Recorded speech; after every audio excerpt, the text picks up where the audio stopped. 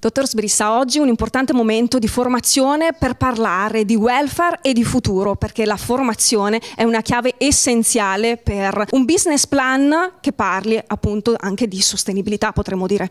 Il tema primo in assoluto è la sostenibilità. Noi abbiamo di fronte una responsabilità collettiva come responsabilità sociale e questo è il primo motivo per cui oggi siamo qui con oltre 50 partner e sicuramente l'OIC, la Regione del Veneto e tantissimi con noi. ENIP è presente perché è il maggior player della formazione professionale e in particolare in questo ambito qui noi a livello di sistema facciamo circa 5 milioni all'anno se i soldi sono una misura di attività formativa. ENIP Veneto in questi ultimi 5 anni ha formato 2600 operatori sociosanitari. Credo che questo sia già un dato significativo di quanto ci impegniamo in questo ambito qui. E proprio oggi si parla anche di formazione per nuove figure da introdurre per la cura della persona.